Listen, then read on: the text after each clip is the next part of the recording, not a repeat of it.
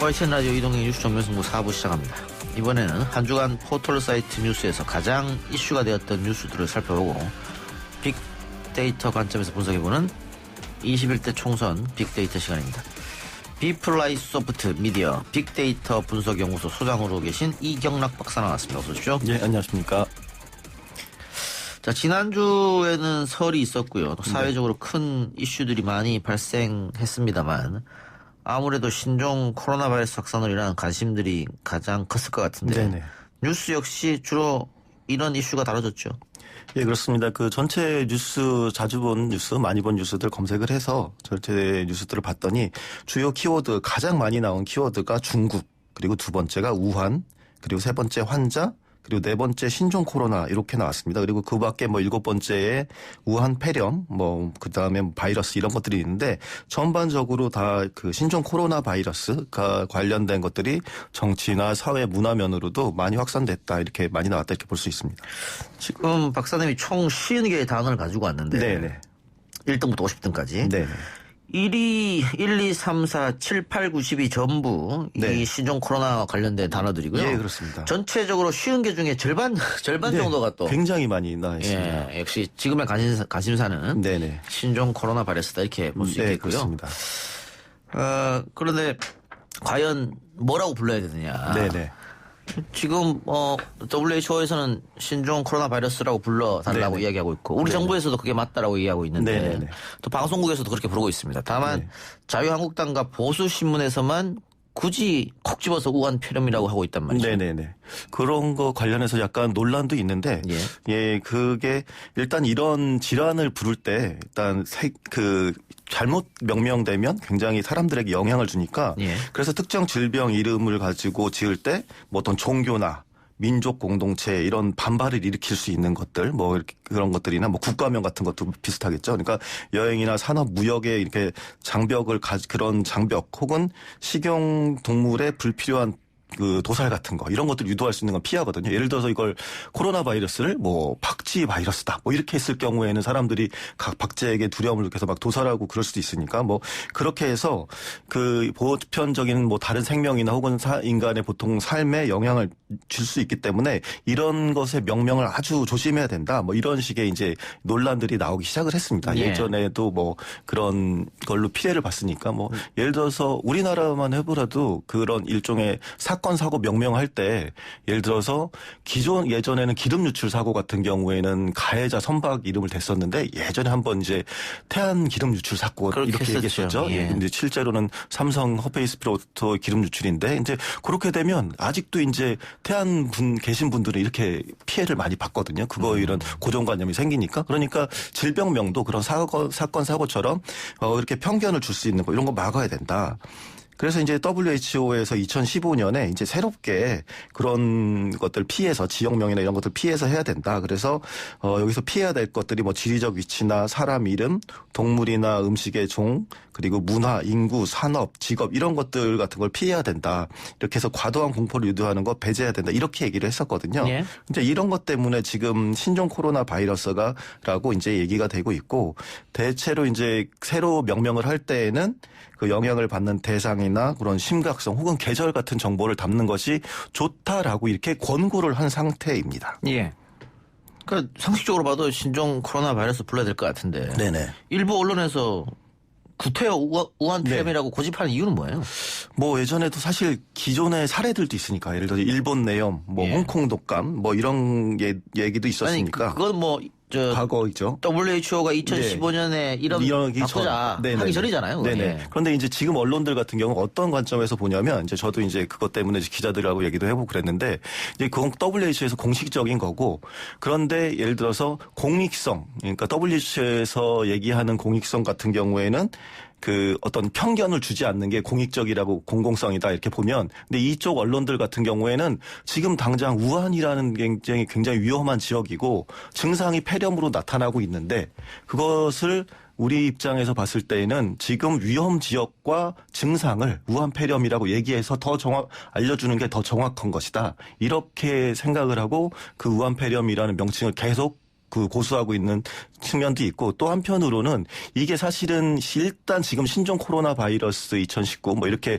명명은 됐지만 나중에 이제 또 다시 또 명명될 수가 있거든요. 그러니까 이 세계적인 커미티가 있습니다. 그러니까 위원회가 국제위원회가 있는데 바이러스의 텍사노미 그러니까 분류 체계를 그 구분하는 또 그 세계적인 기구 같은 게 있습니다. 이제 거기에서 다시 이 신종 코로나 바이러스를 다시 명명을 다시 할 수가 있거든요. 그러니까 지금 임시적으로는 WHO의 가이드라인에 따라서 신종 코로나 바이러스 감염증이라고 얘기는 하고 있지만 우한폐렴이라고 얘기를 하더라도 뭐 언론에 있어서는 나는 포커스를 언론이 나는 그 위험 지역과 뭐 증생에다 하겠다라고 했을 때는 어떻게 보면 다르게 사안을 해석하는 거다 이렇게도 볼 수 있는 측면이 있습니다. 네.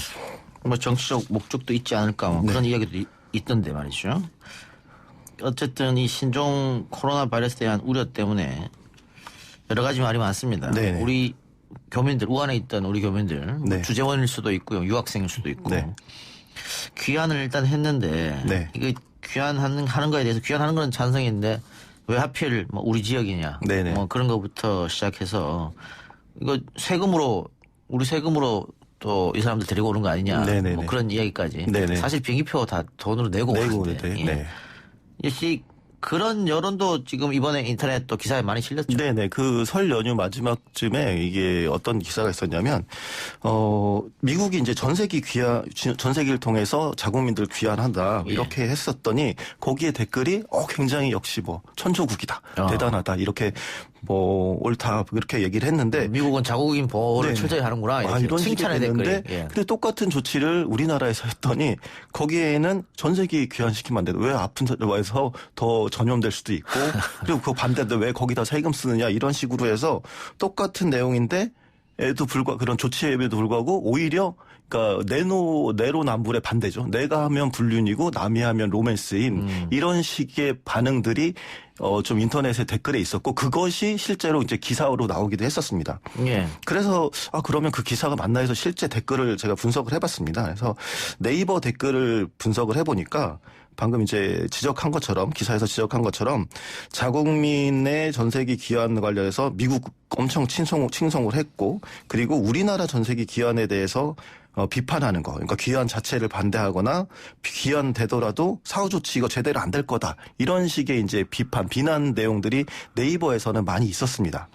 근데 이제 또 반면에 다음 댓글 같은 경우는 조금 다르게 나왔습니다. 그러니까 미국에 대해서 미국의 조치는 긍정한 내용도 많았지만 우리도 전세기로 교민을 귀환시키자 이런 내용이 굉장히 비중 있게 나타났고요. 그리고 실제 우리나라의 그 전세기 귀환 조치에 대해서도 긍정적으로 평가를 했습니다. 그러니까 또 다음에 이제 이용자 특성상 이걸 가지고 이제 박근혜 정부와 비교하는 그런 댓글들도 많았는데. 메르스? 네네, 그렇죠. 박근혜 정부 메르스 대응에 비해서 지금 얼마나 뛰어나냐 뭐 이런 식의 반응들이 있었습니다. 그래서 결론적으로 보면 미국의 전세기에는 환호하고 우리 전세기 비판한다. 이런 내용은 네이버 댓글에만 해당한다. 이렇게 좀 볼 수가 있겠고요. 근데 이거는 똑같은 조치를 취했는데 미국이 하면 박수치고 우리가 하면 욕한다고 하는 것은 이거는 그냥 정치적 입장이 네, 정치적 입장에 따라서 다르다. 지금 정부와 뭐 그런 이야기겠네요. 네, 그렇게 볼 수가 있겠습니다. 그리고 또 이제 중요한 그런 점, 그러니까 공통점이기도 한데 그 어떻게 보면 중국에 대한 반감이 아주 구체적으로 있었습니다. 댓글 모두, 그러니까 네이버나 다음 모두 중국인 입국을 금지시켜야 된다 이런 주장이 굉장히 비중 있게 나타났고 그리고 이게 중국에서 오는 승객이라고 표현하는 게 아니라 중국인이라고 이제 인종적으로 규정을 하고 있었거든요. 그래서 실제로 이제 어떻게 보면 이제 공포 때문이긴 하겠는데 굉장히 광범위하게 이런 혐오 분위기가 퍼져 있고 실제로도 또 보면 중국인 입국 금지 청와대 청원 이게 이제 오늘부로 보니까 이제 60만을 넘게 이렇게 나와 있더라고요. 그러니까 이런 혐오적인 분위기가 조금 광범위하다 이렇게 볼 수가 있습니다. 특정 국가 사람들에 대한 혐오 그리고 내부 갈등은 사실은 정치권에서 국민들이 갈등할 때 그거를 해소시켜주는 역할을 해야 되는 거거든요. 그리고 이 과도한 공포로 인한 혐오 분위기는 언론에서 좀 나서줘야 되는데 네, 그렇죠. 지금은 이상하게 언론과 정치권이 합심해서 혐오 분위기를 부추기고 과도한 공포 분위기를 조성한다. 뭐 이런 감이 없지 않아 있어요. 그렇습니다. 그걸 또 어떻게 보면 총선으로 연결하려고 하는 의도가 아니냐 뭐 이런 얘기까지 나올 정도로 그런 분위기가 좀 감지되고 있습니다. 좀 뭐 답답한 상황인데요. 알겠습니다. 검찰 인사와 관련된 충돌도 여전히 주요 이슈로 나타나고 있네요. 네네. 어떻게 보면 오늘자 뉴스였습니다. 대선 주자 적합토 여론조사를 세계일보가 리서치라는 곳을 통해서 의뢰를 했습니다. 그래서 26일부터 28일까지 전국 18세 이상 성인 남녀 1,007명을 대상으로 이렇게 실시를 했는데, 그러니까 그런 거죠. 어떤 후보가 뭐 다음 대통령에 적합하느냐 이런 식의 이제 뭐 아주 심도 있는 설문은 아니었고 그런 설문이었습니다. 자주 했었던 설문인데 이제 이 결과가 좀 놀라워서 많이 이제 이슈가 되었는데, 이낙연 총리 같은 경우는 계속 이제 1위를 해왔었죠. 그래서 지지율이 이제 그런 적합도로 보는 게 32.2%로 1위를 했는데, 윤석열 검찰총장이 10.8%로 2위로 올라왔습니다. 그러니까 오차 범위 내에서 3위인 황교안 대표보다 조금 높게 나왔는데, 이와 관련해서 이제 네이버에서는 많이 본 뉴스로 올라왔고, 그러니까 다음에서는 많이 본 뉴스가 않았지만 거기서 이제 네이버 댓글을 한번 분석을 해봤습니다. 그래서 그 관련된 댓글에 나와 있는 주요 많이 언급했나 그런 키워드를 살펴보면 대부분 이낙연 전 총리, 황교안 대표 이런 이름이 많이 들어있는데 12번째로 많이 언급된 것이 바로 조작이라는 얘기였습니다. 이제 조작이란 키워드가 왜 12번째로 이렇게 많이 나왔지라고 해서 봤더니 대체로 이제 네이버라는 특성을 좀 감안해야겠죠. 근데 이낙연 전 총리가 1위인 것이 조작이다라는 주장들이 그렇게 많이 나왔고, 실제로도 5,000개가 넘는 공감을 받은 그 댓글 역시 이낙연 전 총리가 1위라는 것에 조작질을 적당히 하라 뭐 이런 식으로 얘기하는 게 가장 많은 공감을 얻기도 했습니다. 예. 근데 이낙연 전 총리가 차기 대권 후보 적합도 1위를 달리는 것은 특정한 여론조사 회사의 결과가 아니고 그렇죠. 모든 여론조사가 똑같이 내놓는 결과거든요. 네네. 근데 그게 왜 조작됐다고 그러나요? 그럼에도 불구하고 그러니까 네이버라는 네이버 댓글, 그러니까 이용자들 같은 경우에는 본인들이 수긍을 하지 못하니까 이게 이제 뭐 조작이다 이렇게 얘기를 하는 거다 이렇게 보여지겠죠. 네. 지난주에 우리가 지난주인가요? 분석해드린 대로 네네. 이게 대한민국 양대 포탈이 극명하게 갈려서 네네.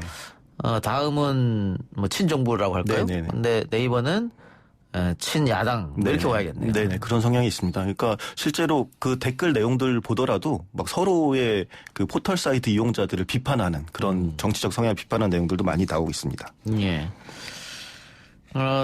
여전히 네이버 댓글에서는 현 정부에 대한 비판적인 분위기가 다수고, 다음에는 댓글이 어땠습니까? 이 윤석열 여론조사 관련해서. 이 내용과 관련해서 아직 그 다음에는 많이 본 뉴스로 왔고 댓글 자체가 없습니다, 거의.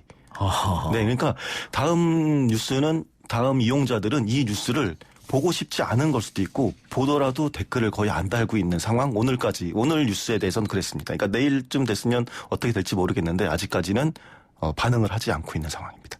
많이 본 뉴스에 노출이 되면 또 더 많은 사람들이 보게 되는 그렇죠. 그런 효과가 있는데 어쨌든 많이 본 뉴스에 안 올라왔군요. 네네, 안 나왔습니다. 윤석열 총장과 관련해서는 이석윤 중앙지검장의 사무보고 패싱도 논란이 되었는데요. 네네. 추미애 장관에게 직접 보고한 내용이었는데 이와 관련한 반응들은 어땠습니까? 네, 아까도 말씀드렸지만 이제 네이버랑 다음이 달라서 한번 그거를 함께 봤습니다. 그래서 그 동일한 뉴스에 대해서 어떻게 또 반응이 다른가 봤습니다. 그랬더니 뉴스원의 기사였습니다. 이성윤, 윤석열 패싱하고 추미애에게 직접 사무 보고라는 보도에 대해서 네이버와 다음 댓글을 따로 이제 수집해서 봤는데, 우선 네이버 왔을 때 관련 댓글 1,300개 남짓 달렸습니다. 근데 대체로 보면 이성윤 지검장에 대해서 현 정부 권력에 순응한다라고 하면 비판적인 내용이 대부분이었습니다. 특히 어휘에 있어서도 좀 특이한 점이 보였는데 18번째로 비중 있게 등장한 어휘가 전라도였습니다. 근데 이게 보면 이성윤 지검장의 출신지를 들어서 그런 것들을 비난하는 내용들이 그렇게 많이 나와 있었고요. 그리고 다음의 경우에 같은 기사지만 댓글이 훨씬 많았습니다. 6,000개였습니다. 6,000개의 댓글이 달렸고 네이버와는 반대로 이성윤 지검장을 옹호하는 내용이 다수였습니다. 그런데 뭐 그렇다고 해서 절대적으로 뭐 다 옹호나 그렇지는 않았습니다. 뭐 높은 비중이긴 했지만 아무래도 이제 부정적인 네이버 비슷하게 이제 그 권력 비판하는 이런 내용들도 있었습니다. 그런데 가장 많은 11,300개 정도의 엄청나게 많은 공감인데 그 공감을 받은 댓글을 보면 윤석열 총장과 다른 검사가 먼저 이성윤 지검장을 패스했기 때문에 장관에게 보고하는 게 당연하다. 그래서 이제 옹호를 하는 그런 내용들이었습니다. 그러니까 아까도 말씀드렸지만 이성윤 지검장이나 추미애 장관을 비판한 내용도 높은 비중으로 나타나긴 했지만 그렇게 높지 않았고요. 그리고 키워드에서 또 기레기라는 어휘가 또 많이 나왔습니다. 그러니까 11번째로 많이 다음 댓글에서 등장할 정도로 많이 나왔는데 이제 이 보도 자체를 이제 해석하기에 다음 이용자들이 해석하기에 윤석열 패싱을 좀 비판적으로 본 보도 아니냐 이런 식으로 생각을 해서 이거 기사 잘못 썼다 이거 기레기다 뭐 이런 식으로 비판하는 내용이 좀 많이 있었습니다. 예. 기자가 뭔가 의도를 가지고 쓰지 않았느냐 이런 네. 기사를 뭐 그런 비판인 것 같고요. 네. 그런데 네이버에서 이성윤 지검장에 대해서 전라도 출신이다. 이게 비중 있게 등장했다고 하는 네. 거면 아직도 지역 감정이 심하게 남아있지 않느냐. 굉장히 남아 있습니다. 심하게 남아 있고 그 언급을 할 때 뭐 이런 권력에 옹호하고 뭐 이런 것들이 다 그 지역 때문이다라는 것도 있고 제가 요거는 다른 분석에서도 그러니까 안 드렸는데 조금 네이버 댓글 같은 경우에는 지역 감정이 과거부터 굉장히 많이 있다 이런 식으로 지적을 받았습니다. 아까도 그 전세기 같은 경우에도 어떤 내용들이 있었냐면 그 전세기로 귀환시킨다고 했었던 것들의 댓글들에 이런 내용들이 있습니다. 그럴 거면 전라도로 다 보내라. 뭐 이런 식의 그런 게 아무튼 여전히 이제 지역 감정을 조장하는 댓글들이 사실 많이 있습니다. 호남을 비하하고 무슨 뭐 6시 지역이다 뭐 어쩌고 이렇게 하고 네. 그 구구 사이트는 일베에서 하던 일이었는데 네네 그런 게 이게 이제 포털로 넘어왔네요.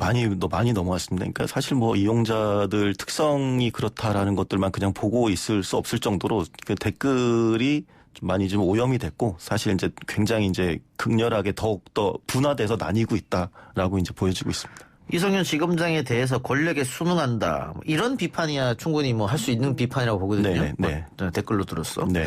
그런데 전라도 출신이니까 네가 그렇지라고 네. 하는 것은 납득할 수 없네요. 네네. 그러니까 권력에 대한 비판 정도로 보는 게 아니라 이제 비난을 하는 방식들이 굉장히 감정적이고 격해져 있는 그런 상태로 나오는 댓글들도 굉장히 많이 있습니다.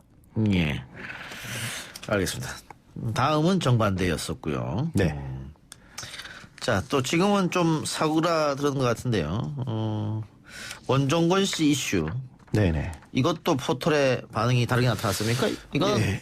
동일시하게 나타날 것 같은데. 네, 거의 저도 동일하게 나타나지 않을까라고 생각을 했는데 전체적인 분위기는 비슷합니다. 그런데 어떻게 보면 가장 좋아하는 내용들을 봤을 때는 좀 의아한 부분이 있었는데 우선 네이버 같은 경우에 6,750개 굉장히 많이 달렸습니다. 그러니까 많이 달렸고 그 중에 원종건 씨 개인을 강력하게 비판하고 이런 내용들이 이제 기본적으로 다수였고 그리고 이러한 인재 영입을 한 더불어민주당을 비판하는 내용들이 이제 많이 있습니다. 그리고 이게 이제 같이 묶여서 뭐 이런 인재 영입한 그 분위기다 혹은 더불어민주당의 기존의 다른 인사들 뭐 조국 전 장관이나 뭐 이런 문제들도 함께 언급하는 경우가 굉장히 많았습니다.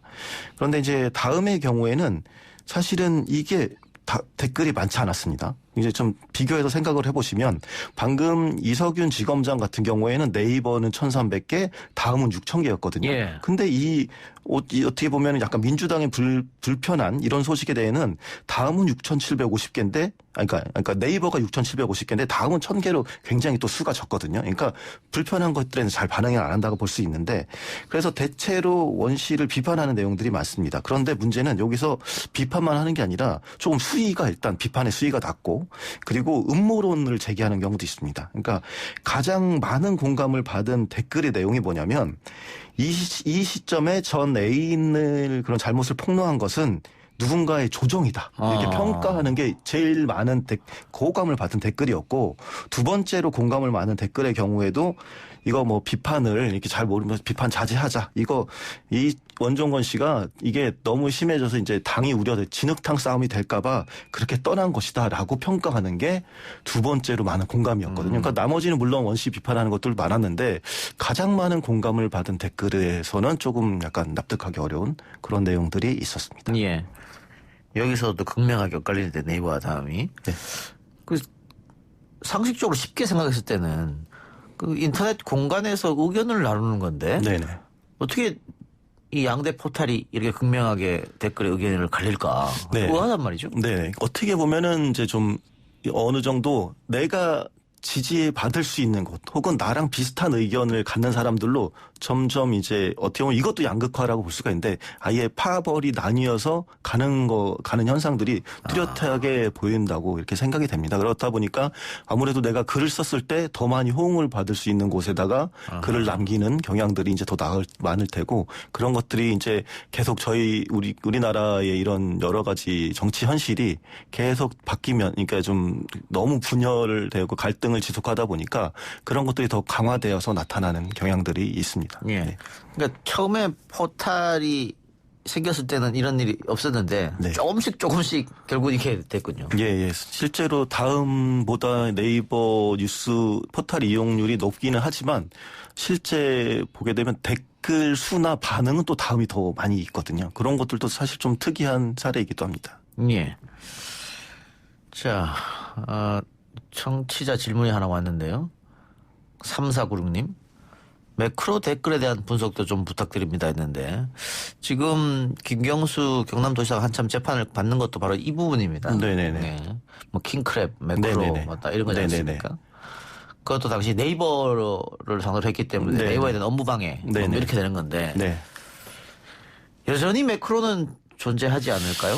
글쎄 그러니까 매크로라고 확인할 수 있는 내용들 같은 경우에는 예전에 저도 사실은 2012년 그 대선 때 관련된 자료를 가지고 제가 확인 업무를 써가지고 그때 댓글들을 확인했었거든요. 근데 그때는 트위터 같은 경우에 특히나 이제 거의 토시 하나 안 틀린 그런 자동화된 작업들 이런 것들이 많이 있었고 네이버 같은 경우에도 댓글 작업이 된 내용들은 사실은 거의 동일합니다. 문장이나 이런 것들이 동일한데 지금 실제로 수집을 해보면 사실 매크로가 작동하고 있다고 보기 어려운 장면들이 많이 있습니다. 왜냐하면 사실은 그 공통점이 많지가 않고 아무래도 또 그리고 그 이후에 네이버나 이제 포탈들에서 굉장히 매크로나 조작될 수 있는 이런 부분들에 대해서 좀 감시를 많이 하고 있는 상황이라서 그런 것들이 많지 않았고 최근에는 오히려 그런 그러니까 댓글에 대한 매크로 조작보다는 그러니까 검색어 쿼리 조작 이 조금 더 이슈가 좀 됐습니다. 그 어떤 일입니까? 그러니까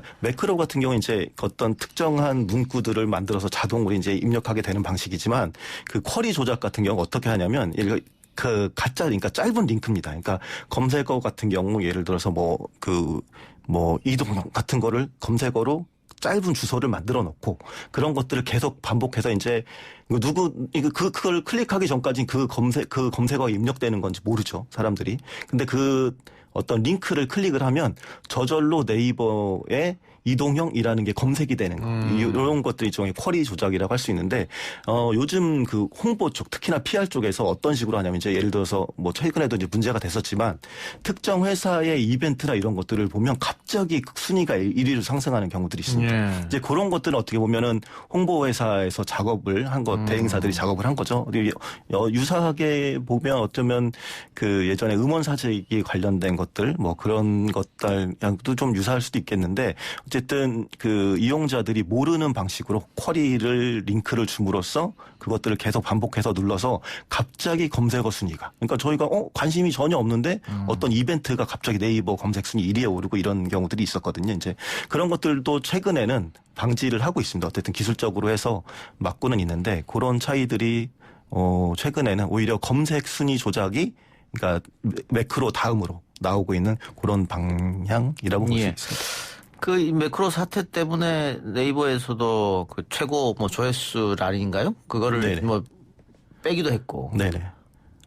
그래서 최신순 이런 네네. 식으로. 지금 같은 경우 네이버는 그 뉴스의 그 댓글에 대한 권한을 해당 언론사에다가 주고 있습니다. 예. 그래서 해당 언론사가 나는 여기서 가장 많은 조회수 그러니까 예를 들어서 공감순 이런 걸로 하지 않겠다고 하면 그냥 그 최신 순으로만 정렬이 됩니다. 그런데 예. 이제 그 언론사가 만약에 이 뉴스 같은 경우에는 상관없어. 조회수대로 할래 하면 조회수 지금 여전히 이제 제가 보고 있는 것처럼 조회수대로 나오고 이런 식으로 되어 있습니다.